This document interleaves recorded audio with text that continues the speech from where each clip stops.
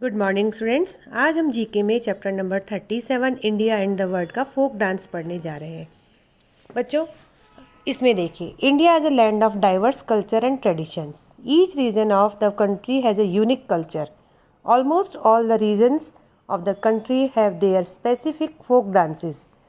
भारत में विभिन्न प्रकार के कल्चर और ट्रेडिशंस हैं और हर एक कल्चर अपना अपना सबका अपना अपना कल्चर होता है और हर कल्चर में उसके विभिन्न परंपरागत यानी फोक डांसेस भी होते हैं इनके। तो आपको इस चैप्टर में डिफरेंट डांस फॉर्म्स के बारे में बताया है। आपको उनको आइडेंटिफाई करके उनके स्टेट्स के नाम बताने हैं।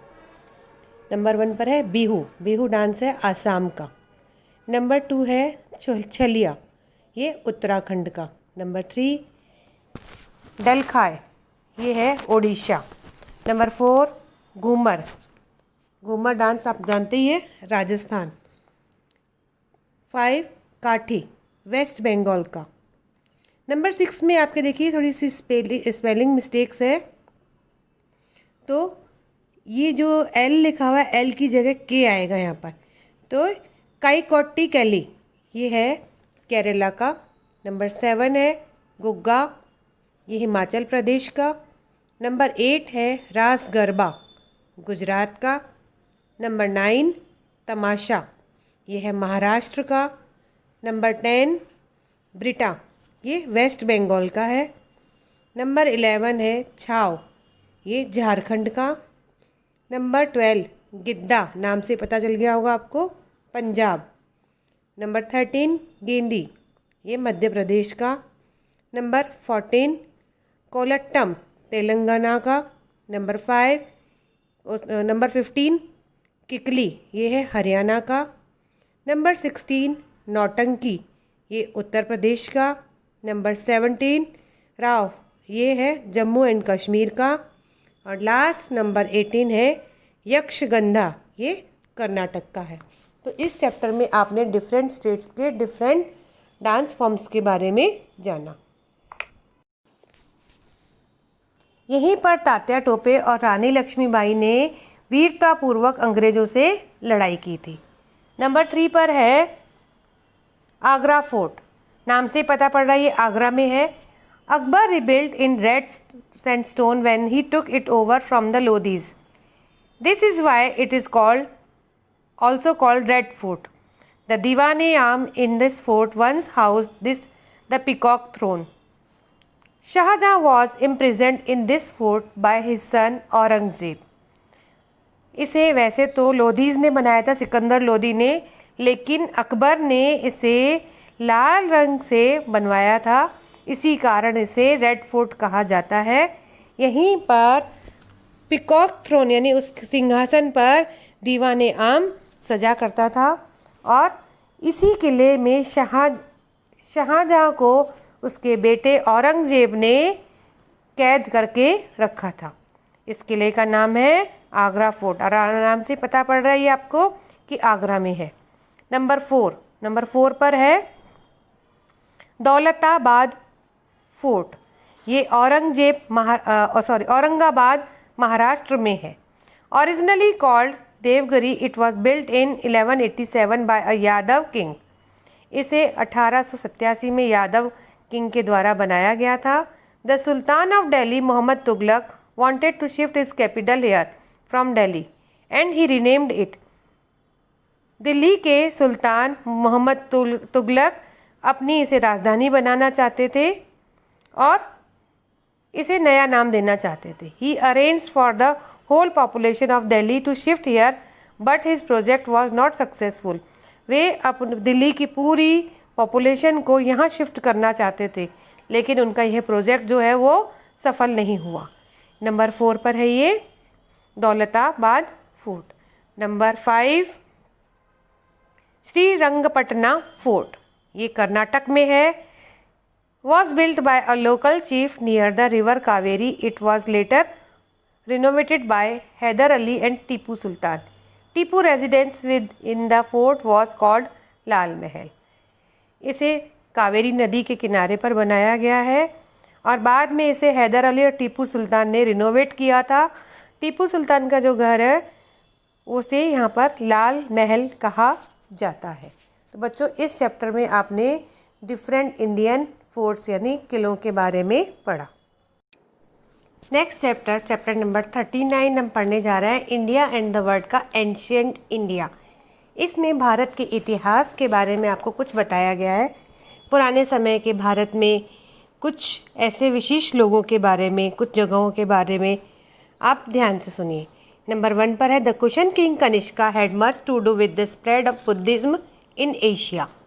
ही sent Lokaksema a Buddhist emissary to a neighbouring country. Lokaksema translated Buddhist religious text into local language. Name the country. Kushan rule also saw great progress in Buddhist art and sculpture. A particular area of the Kushan Empire is best known for its art. Name the area. कुश के राजा थे कनिष्का, जो कि Asia में बौद्ध धर्म का प्रचार करना चाहते थे। इसके लिए उन्होंने एक बौद्ध धर्म के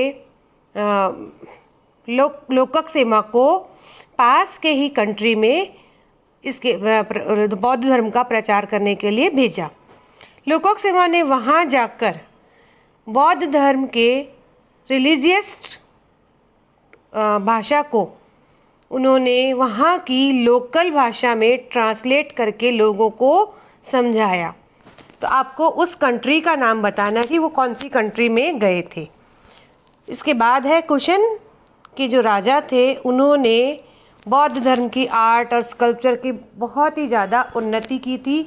तो आपको वहाँ के जो शासन में वो उस एरिया का नाम बताना है जहाँ पर इन्होंने इस चीज़ का खूब प्रचार किया था।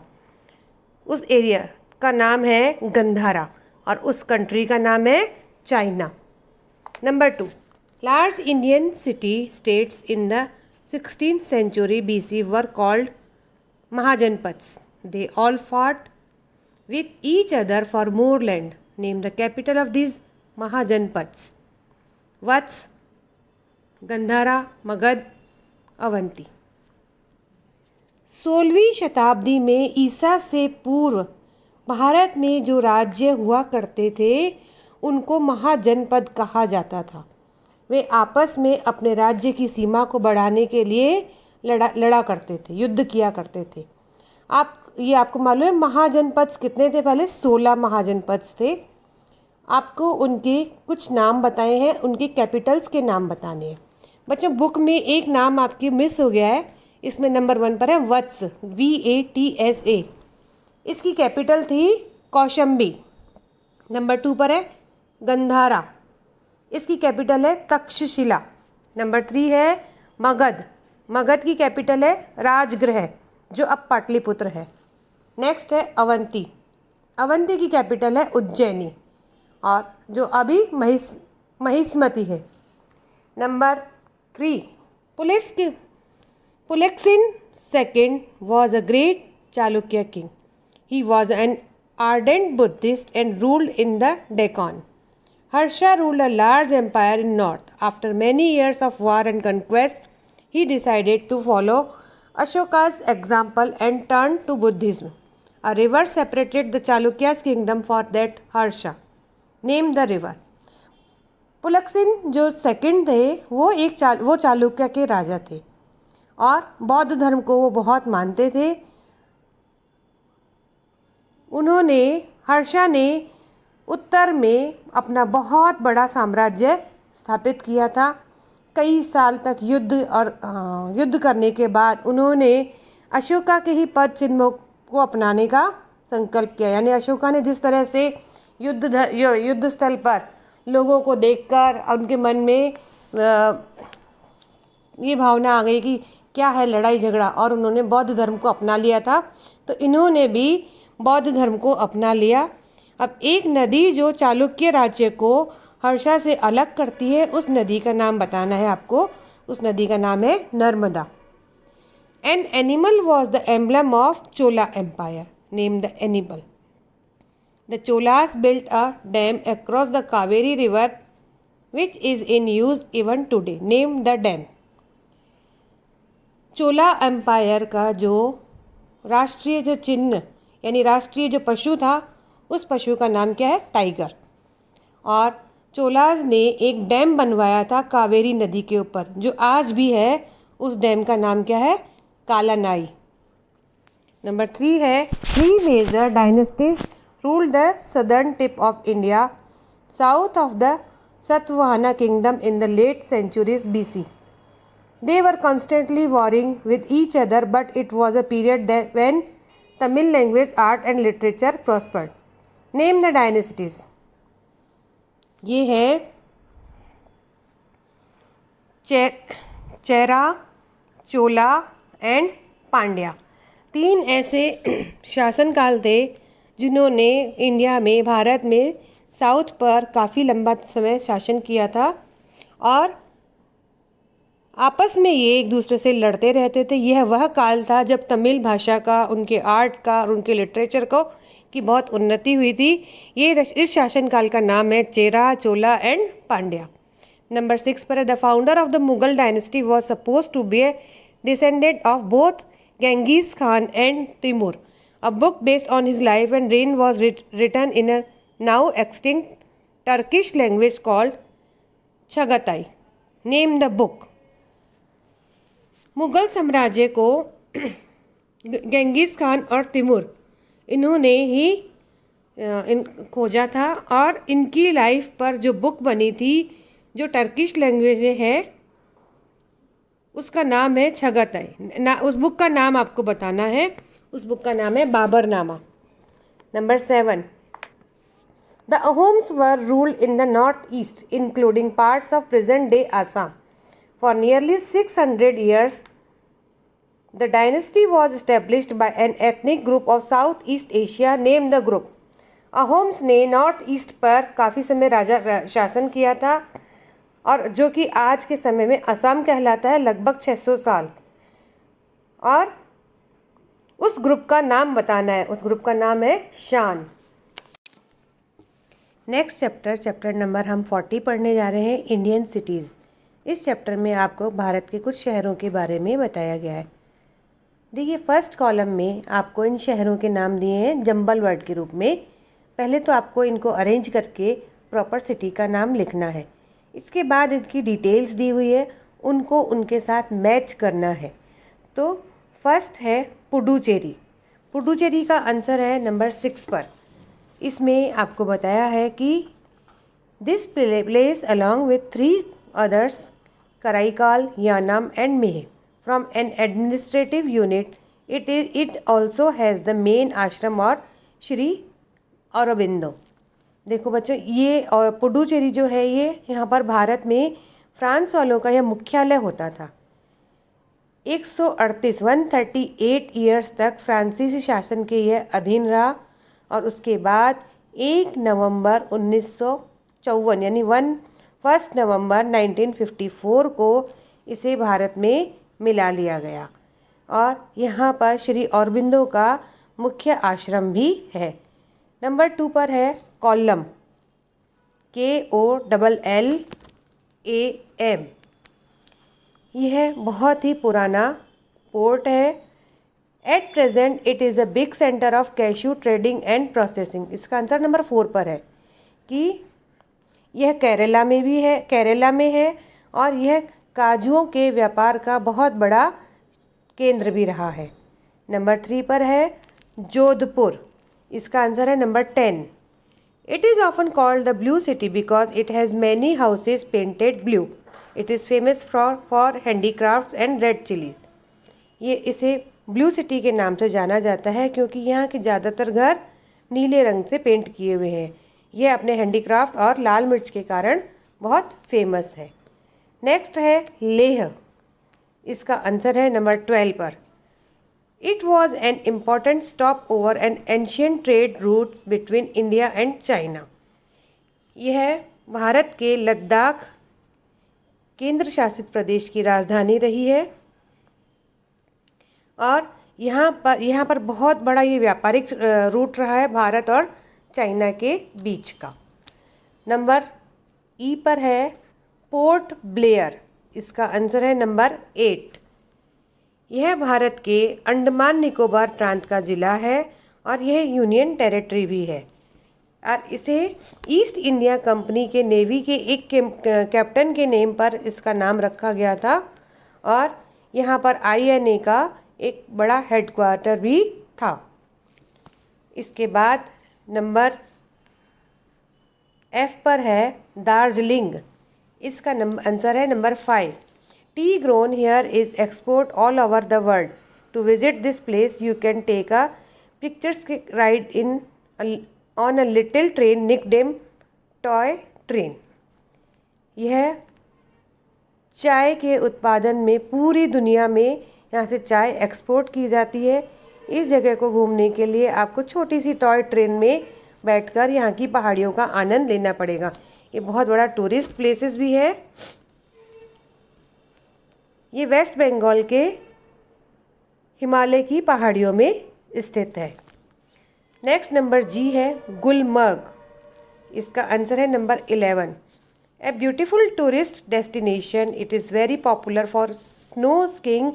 It's name means मिडो of flowers. ये बहुत बड़ा टूरिस्ट डेस्टिनेशन है और बर्फ़ पर स्कीइंग करने का बहुत बड़ा ये आकर्षक स्थल है। इसके नाम का मतलब है फूलों की घास। ये है गुलमर्ग। इसके बाद नेक्स्ट H नंबर पर है बोकारो, इसका आंसर है number 9। It lies on the bank of Damodar river. India's largest steel complex is situated here. ये दामोदर नदी के किनारे पर बसा हुआ है। यहाँ पर भारत का सबसे बड़ा स्टील उद्योग है। ये झारखंड राज्य का ज़िला है और स्टील का बहुत ही बड़ा यहाँ पर उद्योग है। नेक्स्ट नंबर I पर है कोड़ीकोट। ये इसका आंसर है number 2। It is also known as Calicut after which the fabric calico is named. Vasco da Gama landed here in 1498। इसका नाम कालीकट था जो कि एक हैंड वुवन कॉटन क्लॉथ होता है कालीको, उसके नाम पर पड़ा था। ये केरला में है। वास्को द गामा के बारे में आपने पढ़ा हुआ है कि वास्को द गामा कौन थे। उन्होंने 1498 में यहाँ पर आए थे। तो ये इसका आंसर है ये कोड़ीकोट। इसके बाद है नेक्स्ट J दीव, इसका आंसर है number 3। It lies on an island of the same name which was once a Portuguese stronghold. ये गुजरात राज्य में है और एक आइलैंड है, ये है दीव। नंबर K पर है इलाहाबाद, इसका आंसर है नंबर 1। यहाँ पर 3 नदियाँ गंगा, यमुना, सरस्वती, इन 3 नदियों का यहाँ पर संगम है। पवित्र नदियाँ ये तीनों मिली हुई हैं यहाँ पर, गंगा, यमुना और सरस्वती। नेक्स्ट लास्ट है विजाग, इसका आंसर है number 7। The short form an important port on the east coast as well as India's largest ship building yard. यह भारत में विशाखापट्टनम के आंध्र प्रदेश में एक बहुत फेमस पोर्ट है। यह पश्चिमी घाट की सुंदर पहाड़ियों में स्थित है। यहाँ पर बहुत बड़े बड़े जहाज जो हैं बनाए जाते हैं। तो बच्चों इस चैप्टर में आप डिफरेंट इंडियन सिटीज़ के बारे में पढ़ा। धन्यवाद।